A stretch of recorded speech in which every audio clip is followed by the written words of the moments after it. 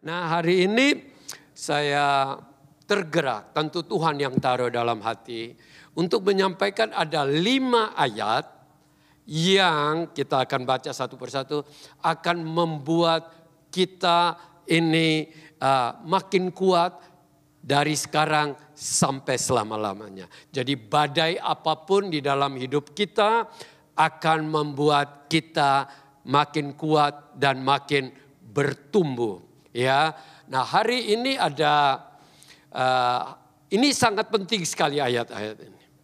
Ya, ayat-ayat ini saya sendiri alami pada waktu 47 tahun yang lalu terima Tuhan Yesus tahun 78 di Surabaya. Sebelum ke sini pegang ayat-ayat ini sampai saat ini. Setiap kali ada kelemahan menyerang atau ada discouragement, ayat-ayat ini timbul. Dan itu menjaga. Dan ini terus berbicara dalam hidup saya. Dan juga harap apa yang saya bagikan ini bisa menghidupi keadaan kita apapun journey yang kita akan hadapi di hari-hari depan.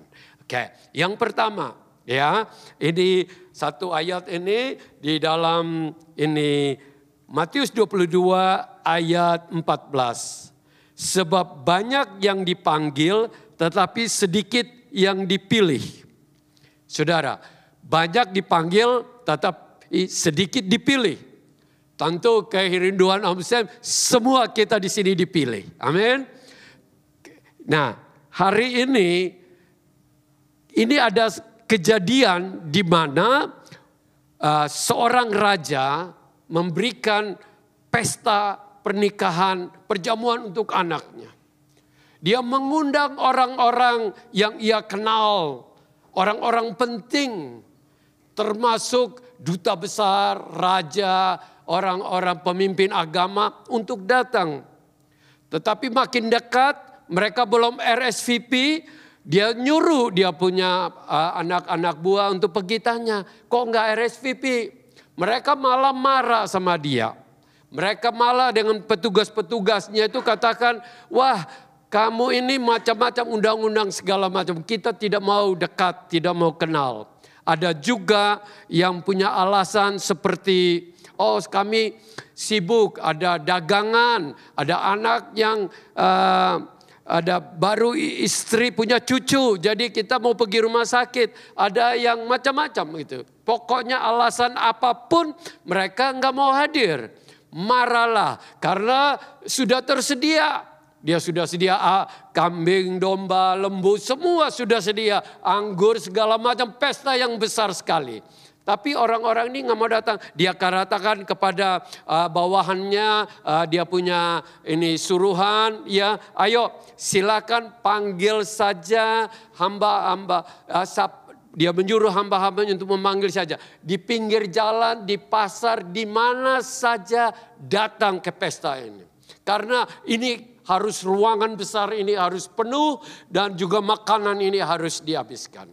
Saudara tahu, benar orang pada datang. Orang dengar undangan raja pada mulanya enggak dengar, tapi akhirnya dengar. Dan waktu itu mereka datang. Mereka datang dengan penuh sukacita. Ya, mereka cepat pakai ganti pakaian yang bagus, bersih. Karena meskipun dulu kurang kenal raja yang besar ini, tapi sekarang sudah diundang, kami mau datang. Ya, sebenarnya ini berbicara tentang apa yang dilakukan Tuhan kita. Ya, Ia ingin ada satu perjamuan yang besar, yang kekal selama-lamanya bersama putranya yang menikah dengan gerejanya. Ya, dengan gerejanya. Dan kita ini gerejanya. Ya, pada waktu itu dia menyuruh untuk mengundang orang-orang penting. Pada zaman Tuhan Yesus berikan perumpamaan ini orang-orang pemimpin agama. Ya, mulai dari pemimpin agama, mulai dari orang ahli Taurat, mulai tua-tua Israel, mulai dari Raja Herodes dan orang-orang kerajaannya, apalagi yang ada di Rom, tidak ada yang mau datang. Benar nggak? Tuhan Yesus datang memanggil, ya, memberikan ini, banyak nggak mau datang. Firman ini berbicara bahwa akhirnya Tuhan mengambil keputusan untuk memberitakan ke seluruh dunia. Meskipun dari pertama dia sudah terpikir ada bahwa seluruh berita ini akan sampai. Dia mengundang seluruh bangsa di muka bumi ini. Mulai dari Yerusalem sampai ke Asia Kecil, sampai ke Eropa, sampai ke Amerika, sampai ke seluruh Asia. Dan saat ini sedang menuju ke Yerusalem kembali. Semua orang diundang. Ya. Kalau kita baca sebelum ayat ini, ya, dikatakan bahwa waktu tamu sudah datang, waktu dia lewat, dia lihat ada satu orang yang tidak berpakaian pesta. Saudara baca itu sebelumnya, itu ayat itu ya. Tidak pakai pakaian pesta, dia lewat, dia ngerem, dia lihat, loh, semua orang pakai baju putih atau baju yang bersih, yang bagus. Ini mungkin dari sawah dia datang langsung pergi ke sini dari kebun. Langsung ditanya, kenapa kamu tidak pakai pakaian pesta? Ya toh, yang tadi itu dia diam aja. Mungkin mulai malu hati, lihat kiri kanan semua orang pakai baju sudah bersih. Nah di sini sebenarnya Tuhan itu ya menghendaki kita yang dipanggil itu memakai baju pesta. Baju ini biasanya baju melambangkan perbuatan dan kekudusan hidup. Ya, perbuatan dan kekudusan hidup. Kalau kita baca ayat sebelumnya katakan bahwa orang ini disuruh security guardnya. Kalau di Indonesia dikatakan satpamnya. Datang, panggil, keluar, dan bukan saja hanya keluar dari pesta. Disuruh dilemparkan ke neraka. Kalau saudara baca itu. Wow. Itu menunjukkan begini. Ya, jikalau kita yang sudah diundang, kita yang sudah dipanggil, ya, kita yang sudah diterima masuk di pesta itu, tetapi kita tidak memiliki perbuatan yang sesuai, sedang baju selalu melambangkan perbuatan kekudusan dalam hidup. Kalau kita tidak sesuai, maka firman Tuhan katakan apa? Kita akan tertolak. Loh, apakah Tuhan Yesus punya korban itu tidak cukup? Benar, Tuhan Yesus punya korban cukup untuk menghapus semua dosa kita.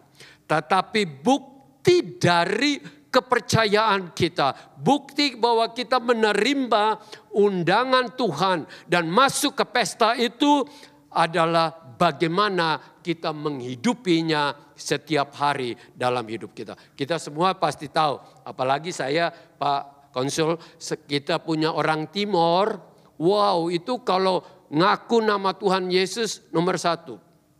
Di mana-mana Tuhan Yesus. Ya, tetapi habis itu perbuatannya kita pertanyakan.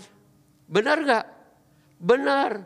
Dikatakan di video dari Indonesia 10 provinsi yang paling Kristen. Ya, Manado nomor 3. Ya, tapi nomor 1 yang paling Kristen hampir 90% itu NTT, Katolik atau Protestan di sana. Ya, NTT. Tapi kita tahu berapa banyak berita negatif tentang NTT. Minum-minum nomor 1 juga, salah satu yang terbesar di Indonesia.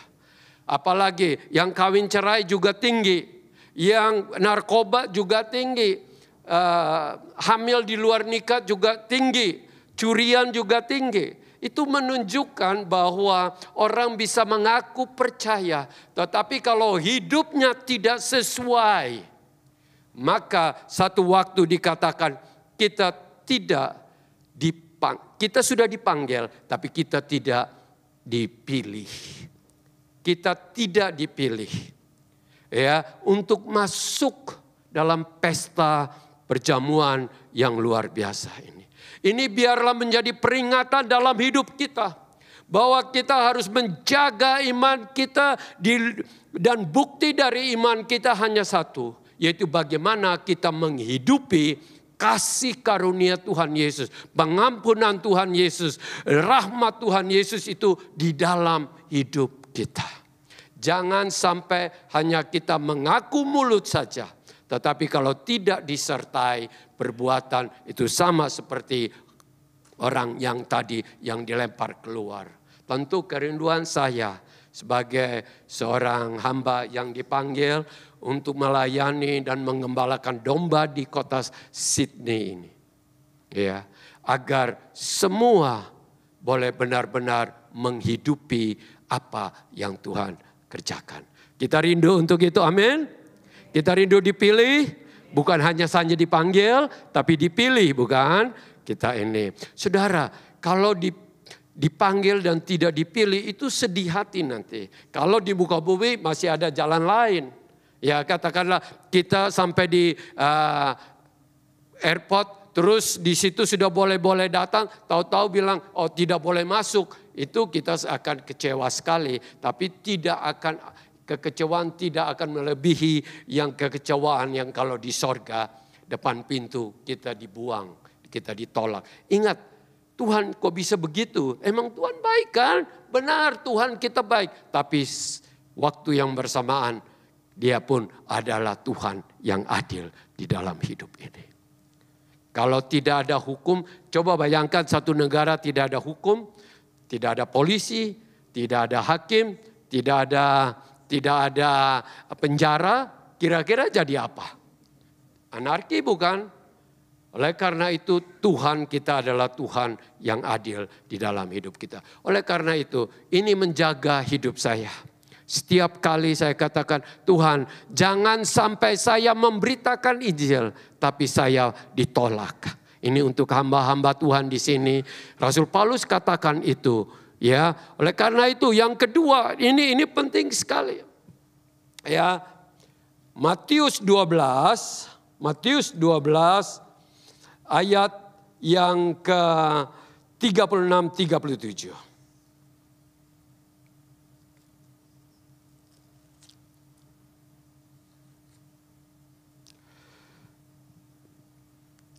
Tetapi aku berkata kepadamu, setiap kata sia-sia yang diucapkan orang harus dipertanggungjawabkannya pada hari penghakiman.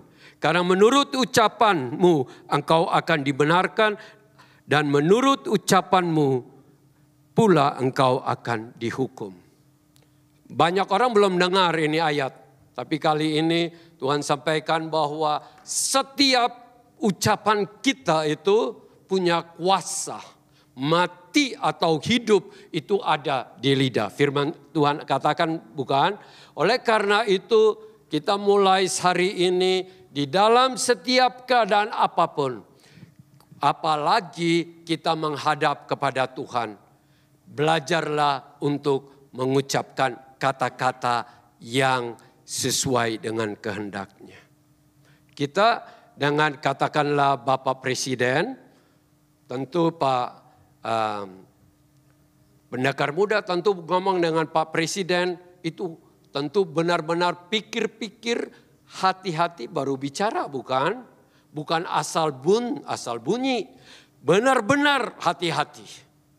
Kenapa? Karena setiap perkataan itu mempunyai implikasi, mempunyai tanggung jawab. Oleh karena itu sebagai anak-anak Tuhan di sini, mulailah kita belajar untuk berkata yang tidak sia-sia. Di sini dikatakan kata-kata sia-sia itu apa saja? Ya, ingat kata sia-sia itu yang menyebut nama Tuhan yang sia-sia itu saja juga sudah harus hati-hati. Menyebut nama Tuhan kita. Banyak orang tanpa enggak disadar karena mungkin latah, kebiasaan, asal bicaranya baru jatuh ke keduk sini, ya Tuhan Allah ampun, itu macam-macam gitu. Tapi bukan maksudkan sedikit-sedikit suka bicara kata-kata yang tidak benar. Itu perlu dihapus dari hidup kita. Karena kita ini bukan anak-anak lagi. Rata-rata kita di sini memiliki pengetahuan intelektual yang tinggi. Ingat Orang-orang yang tinggal di daerah hills, salah satu daerah yang memiliki high income rata-rata di kota Sydney. Memang di Rose Bay tertinggi, di daerah Wollara di sana tertinggi. Tapi di sini salah satu yang tertinggi tentang education, di sini ada highest hills area, highest education rata-rata. Mereka adakan survei ini. Nah, oleh karena itu kita perlu sekali mulai sekarang setiap kata-kata di telepon, apalagi yang ketik-ketik di WhatsApp itu kata-kata yang tidak benar sebaik-baiknya itu harus dihapus. Amin. Ingat loh, setiap kali kita lakukan itu kalau orang kirim kemana-mana bisa membuat nama Tuhan dipermalukan. Kenapa? Orang kenal kita sebagai anak Tuhan. Kalau orang dunia tidak apa-apa. Mereka mau bilang apa kita nggak bisa kontrol. Tapi sebagai anak-anak Tuhan, mulailah kata-kata kita ini akan harus tahu bahwa Tuhan tahu. Ingat loh, Tuhan itu tahu setiap kata, bahkan yang tersembunyi di kamar pun firman Tuhan katakan ia tahu. Bahkan kalau sudah waktunya dia expose, bisa orang bicara dari atap rumah. Berarti semua orang bisa tahu. Oleh karena itu hari ini banyak orang selalu berbicara apapun. Kita sebagai anak-anak Tuhan di sini memiliki kata perbendaharaan yang memuliakan nama Tuhan atau tidak. Ingat loh, tanpa kita sadarin, setiap kita itu punya latar belakang yang kebiasaan. Tanya aja orang Ambon. Setiap kalau ngomong pasti ada kata-kata kotor diisi tengah-tengah kata-kata itu. Orang Ambon kalau saudara tahu. Itu sudah terbiasa. Kalau orang Korea, kalau menurut pendeta Cho Yong-gi bilang, orang Korea itu punya kebiasaan buruk. Setiap kali ngomong, matilah, mati kita lah, matilah, mati sekali-sekali mati gitu. Pokoknya apa saja dicampur dengan kata mati. Dan memang sejak sejarah Korea berdiri sampai sekarang selalu perang. Sampai baru terakhir perang Korea itu. Sampai sekarang ini. Karena apa? Sudah kebiasaan. Dan benar. Mereka katakan kerajaan Korea itu belum pernah perang itu menang. Selalu kalah melulu. Itu hati-hati. Saudara-saudara, oleh karena ini kita memiliki panggilan Tuhan yang luar biasa. Kita menjadi garam dan terang Tuhan di muka bumi ini. Kita perlu sekali kata-kata kita adalah kata-kata bangsawan. Karena kita anak Tuhan. Anak raja di atas segala raja. Saudara lihat itu Queen Elizabeth. Kan iya kalau Charles saya nggak terlalu pusing. Tapi Queen Elizabeth, saudara, ya, karena dia punya hidup masa lalu, jadi saya sampai Ibrut kurang terlalu menyukai dia. Mohon maaf. Tapi kalau Elizabeth, kalau ngomong itu kan kelas, ada kelasnya kan? Kita bagaimana? Padahal kita anak di atas raja segala raja. William aja kalau bicara kan ada kelasnya kan, bukan? Prince William. Oleh karena itu hari ini, mulai setiap kata-kata, jangan kata-kata kutuk yang keluar. Banyak anak-anak Tuhan itu suka mengutuk diri.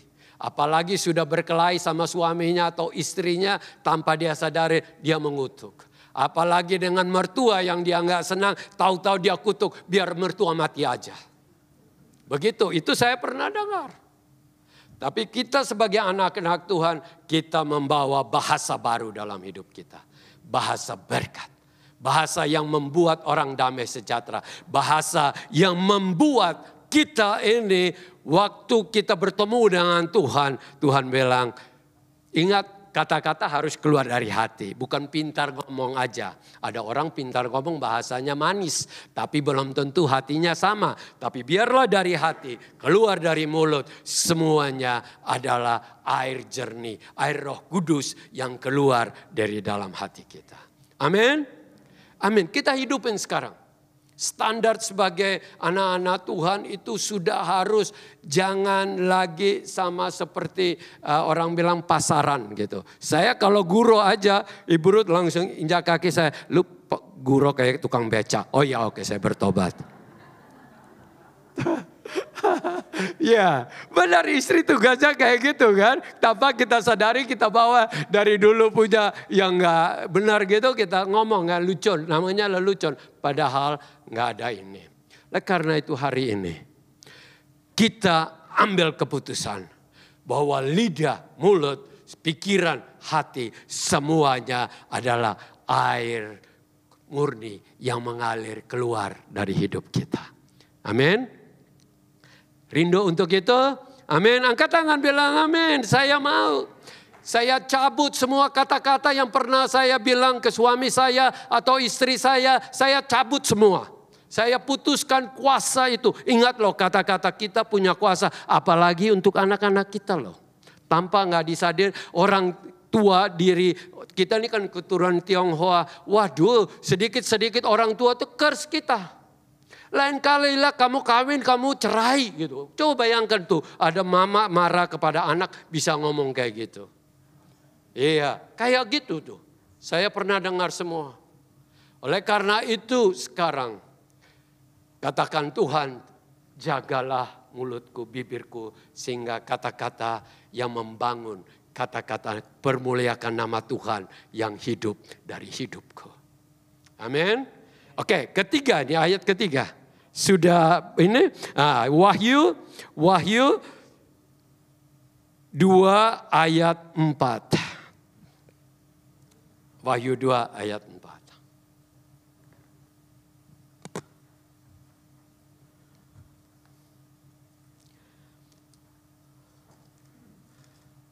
Oke, Wahyu 2 ayat 4 katakan apa? Iya. Namun demikian aku mencela engkau karena engkau telah meninggalkan kasih-Mu yang semula. Ingat, bagian ini adalah tulisan dari Tuhan Yohanes kepada jemaat di Efesus. Tapi siapa yang menyuruh Tuhan suruh Yohanes menulis? Tuhan Yesus sendiri. Karena dia menampakkan diri kepada Yohanes di Pulau Patmos untuk menuliskan ini. Tapi keadaannya berbeda. Waktu dulu dia masih ada di Galilea, saat ini dia dalam kuasa kemuliaan. Kalau saudara baca 1 sama seperti wow luar biasa. Tuhan yang sebenarnya dia itu datang ke muka bumi sebagai carpenter, sebagai anak yang lahirin. Tapi di sini dia menyatakan kemuliaannya. Firman Tuhan katakan suaranya bagaikan deru air bah yang luar biasa. Matanya bagaikan mata yang menyala, bagaikan matahari yang menyala. Dia bagaikan di sini semuanya itu nih, rambutnya semua keemasan kemuliaan. Dan Tuhan Yesus katakan bahwa akulah yang berbicara melalui ini. Nah, dalam Efesus 2 ini ia memuji jemaat di Efesus sebelumnya. Wow, rapi organisasinya, rapi doktrinnya, rapi dia punya kedisiplinan, rapi dia punya manajemen keuangan semua, cara kerja semua bagus. Bahkan dikatakan bahwa dia bertahan dalam ujian apapun semuanya. Benar gak? Tuhan itu lihat semua apa yang terjadi di jemaat Efesus. Tapi pada waktu dia lihat hatinya mereka. Di firman Tuhan katakan, aku mencelah kamu karena kamu sudah kehilangan atau sudah tidak punya lagi yang namanya kasih mula-mula itu. Kenapa Tuhan mencela? Mencela itu berarti menegur dengan keras. Dan ini pun berbicara dalam hidup saya. Dan berbicara di dalam hidup ini. Kita semua, kalau kita ini boleh saja tertib melayani. Boleh saja bagus semua. Dan sekarang ini dengan teknologi yang begitu semua bisa jalan rapi. Tapi di mana hati kita? Yang Tuhan kehendaki adalah hati kasih. Yang apa? Kasih mula-mula itu jangan sampai hilang dari hidup kita. Atau di situ tadi katakan apa? Kasih itu apa? Sudah kehilangan, sudah jauh dari kita. Sudah tahu kenapa kasih mula-mula itu penting? Saya ingin katakan. Waktu pertama kali saya terima Tuhan Yesus, saya baca Alkitab, ayat-ayat saya hafal, saya pergi persekutuan, pokoknya di mana aja saya pergi. Gereja belum waktu saya sudah ada lebih dulu di situ. Benar-benar, kenapa? Karena hati berkobar-kobar, ingin belajar, ingin kenal Tuhan Yesus, ingin menjadi seorang yang diubahkan oleh Tuhan Yesus. Tapi kalau kita tidak hati-hati, itu bisa hilang sama seperti jemaat di Efesus. Ini penting sekali kita menjaga karena ini dalam pernikahan pun demikian.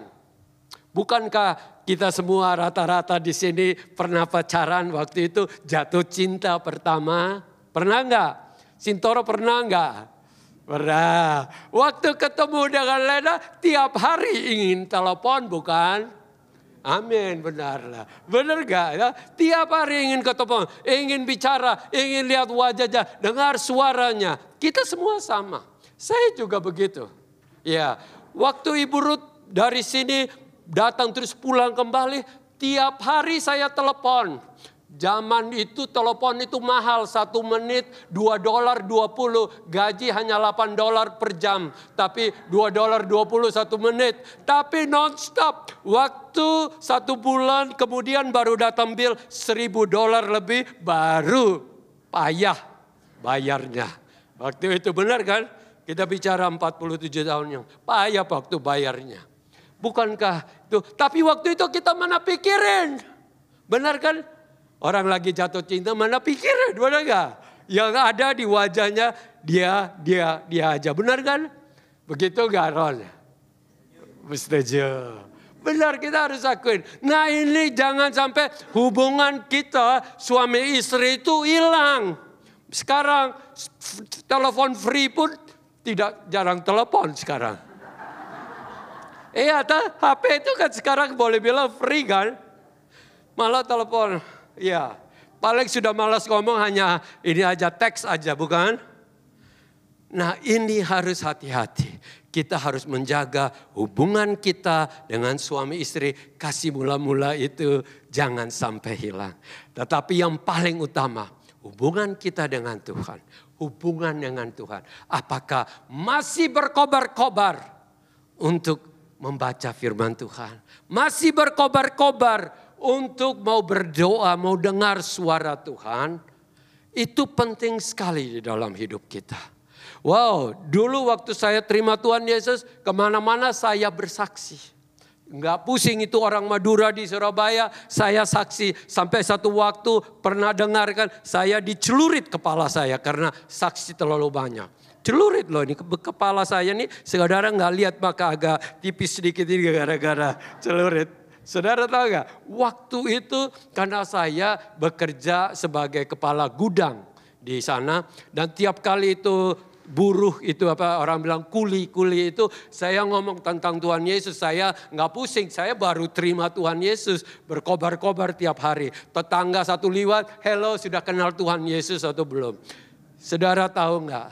Saya pernah dipotong ini. Puji Tuhan. Tuhan masih punya rencana saya bisa berdiri hari ini. Jadi yang kena itu bukan yang tajamnya. Tapi kena yang tumpulnya itu. Bek, seperti kelapa tempurung dipukul bunyinya kayak gitu. Untung aja Tuhan punya rencana dalam hidup saya. Ya, sekarang saya juga harus tiap hari saya tanya. Apakah kasih itu masih ada dalam hatiku? Ataukah sudah mulai pudar? Karena 40 tahun lebih terus menjaga itu tidak mudah. Kalau bukan Roh Kudus yang menjaga hidupku. Sampai hari ini tetap masih rindu untuk menjadi saksi Tuhan. Itu karena Tuhan yang memberikan rohnya kepada saya. Dan keempat sini. Berapa menit lagi? Masih bisa ya? Keempat coba. Ayat Wahyu 3 ayat 16.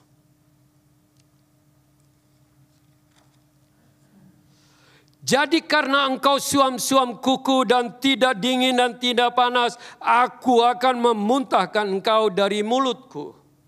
Wow, ini ayat yang selalu saya ingat tiap hari. Apa yang saya ingat saya balik. Sam, apakah kamu punya kekristenan ini sudah mulai suam-suam kuku? Berarti di sini tidak panas, tidak dingin. Kenyataan di Australia ini karena ekonomi bagus, keamanan bagus, membuat orang Kristen itu mudah sekali. Jadi hidupnya itu suam-suam kuku, tidak panas, tidak dingin. Karena apa?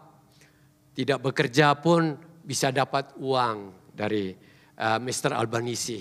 Ya, jadi senang aja, benar gak? Ini yang membuat negara barat saat ini. Di Eropa, di Amerika mulai kembali. Inggris mulai kembali. Akibat perang ini semua dan Australia sini. Satu waktu kita akan bersama-sama Pak Konsulat, kita akan bawa berita Injil kepada bangsa-bangsa yang ada di sini. Amin. Amin. Saudara-saudara, suam-suam kuku itu artinya apa? Ngaku percaya, ini jemaat loh di Laodikia. Jemaat ini jemaat yang diberkati, jemaat yang kaya, jemaat yang tidak butuh. Apalagi kota Laodikia itu daerah yang lebih kaya daripada daerah yang lain. Produksi dari kain ungu, benang ungu yang bikin baju mahal itu yang bikin baju raja-raja itu datangnya dari Laodikia. Jadi mereka itu orang-orang yang punya uang, ya, yang menganggap bahwa mereka sudah tenang, tidak butuh lagi Tuhan. Jadi ngaku Tuhan Yesus masih percaya. Percaya Tuhan Yesus, percaya. Ya, tapi apakah Tuhan Yesus utama di dalam hidup kita? Banyak orang itu mengaku percaya karena demi keselamatan takut masuk neraka. Nanti mati masuk neraka. Tetapi sebenarnya hatinya tidak pernah menempatkan Tuhan Yesus itu utama di dalam hidup kita. Ya, jadi seperti Tuhan Yesus itu adalah salah satu dari semua kesibukan kita atau keperluan kita atau kepimpinan kita. Kalau kita hidup demikian, jangan heran sampai ayat itu katakan, aku akan memuntahkan engkau keluar. Berarti jijik Tuhan lihat orang yang ngaku gini. Kan kita pernah ketemu kan? Orang yang datang ke kita, aduh, baik ya Pak saya begini. Tapi besok dia sudah lupa kita, dia punya kebutuhan, dia sudah dapat, dia lupa sama kita. Kita nggak suka orang demikian, bukan? Ini banyak orang yang sudah memperoleh kasih kemurahan Tuhan Yesus. Sudah memperoleh pengampunan Tuhan Yesus. Tetapi dia hanya mempergunakan nama Tuhan Yesus untuk kebutuhan. Hari ini, jikalau saya juga selalu berbicara ayat ini dalam hidup saya.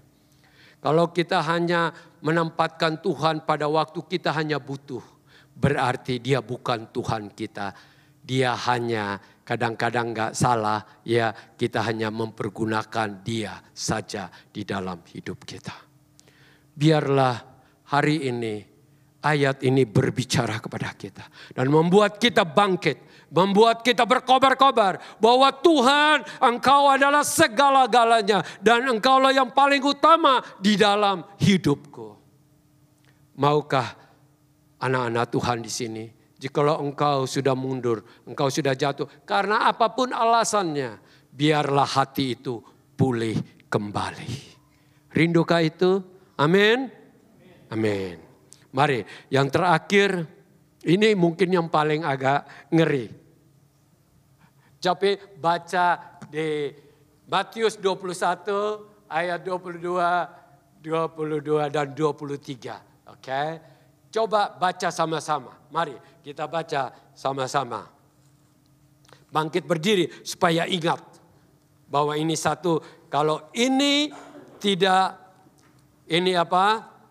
Kita harus hati-hati. Matius 7 ayat 21, 22 dan 3. Ini menjadi bagian yang tiap hari saya izinkan Tuhan untuk berbicara dalam hidup saya. Kita baca 1, 2, 3 ayat 21. 1, 2, 3.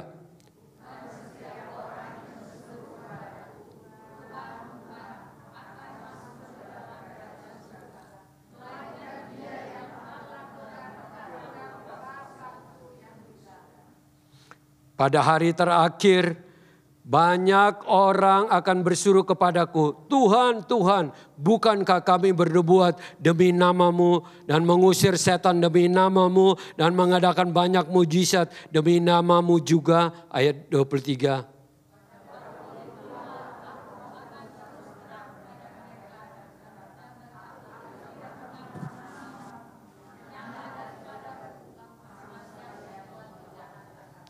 Amin. Saya percaya ayat ini akan berbicara dalam hidup. Saya tidak usah explain lagi. Baca sampai benar-benar ini masuk dalam hati, direnungkan.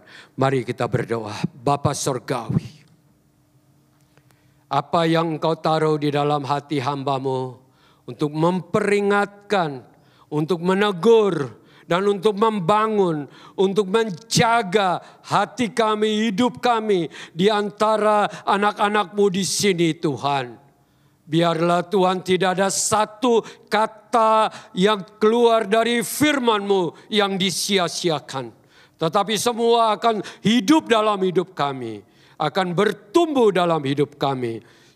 Biarlah Tuhan, Engkau terus berbicara kepada kami, menegur kami, supaya kekristenan kami bukan hanya agamawi. Kekristenan kami bukan hanya upacara, bukan tradisi. Tetapi kekristenan kami adalah hubungan dengan Engkau setiap hari dalam hidup kami. Dan kami mengutamakan Engkau dalam semua langkah hidup kami. Terima kasih untuk hari ini. Biarlah Engkau terus berbicara, menuntun kami kepada kepenuhan Kristus, kepada kuasa yang sudah tersedia bagi kami, dan mempersiapkan kami menjadi saksi-Mu dalam dunia yang membutuhkan Engkau. Terima kasih untuk hari ini, kiranya Engkau memberkati gereja-Mu, dan biarlah Tuhan setiap kami akan dikuatkan terus di dalam kuasa firman-Mu. Dalam nama Tuhan Yesus Kristus, semua yang percaya sama-sama katakan amin. Amin.